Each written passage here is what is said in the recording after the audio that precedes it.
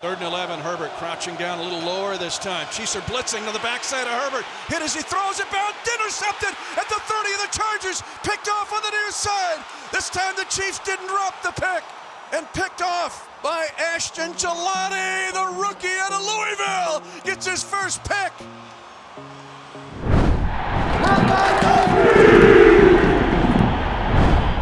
Well, we're in uncharted territory, at least since 2014, and honestly can go all the way back, I think, to 2012 for a feeling like this, as the 6-8 Chiefs take on the 2-12 Titans.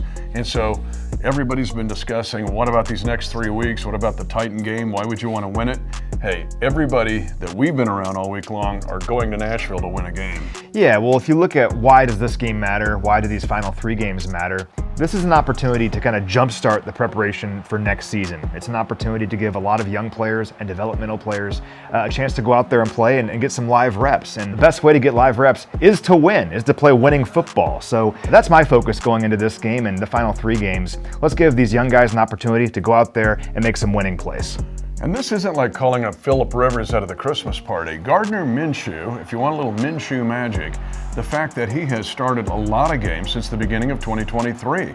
He has 9 starting wins in that span. Remember, he won 7 games as the Colts quarterback in 2023. He's got 300-yard passing games. He's beaten the Titans 4 times in his career.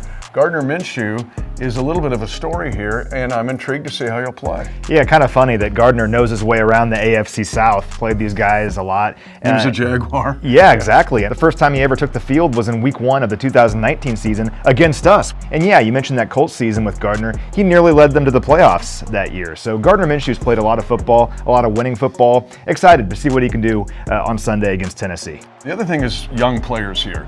A chance in a real-world setting to look at players getting more snaps, more responsibility, and that accentuates your point that it's the start of 26. Yeah, I think about guys like Ashton Gelati, who's coming off 2 really good games. He had a career-high 5 pressures against Houston a couple weeks ago, and last week against the Chargers gave us a great chance to win with a sack and an interception that set up a field goal. So Ashton is a player who's kind of ascending right now. He has 3 more games this season to build on that progress going into the offseason. Kevin Knowles, kind of out of nowhere, an undrafted free agent, has looked really good on special teams lately, even had a pass breakup on defense against the Chargers last week. So these are the young guys I'm excited to watch moving forward. Give them that opportunity to go out there, get some live reps, grow as a player, and then attack the offseason training program. I'll throw in Esapole. I think it's a real chance for him to show what he can do, because offensive tackle is going to be a discussion in the offseason, not as much as Patrick Mahomes' injury, but offensive tackle with 4 guys being injured, that opens the door here for an Esapole to show that he can build on the 2 weeks that he's already had. For the Titans, this is a team that's actually played pretty good the last 2 weeks. But Cam Ward's had his best 2 weeks of his career in the last 2 weeks. And then there's Tony Pollard. And Tony Pollard is a beast. 2 100-yard rushing games the last 2 games. Remember, he hit 3,100 yards in 24, 23, and 22 combined.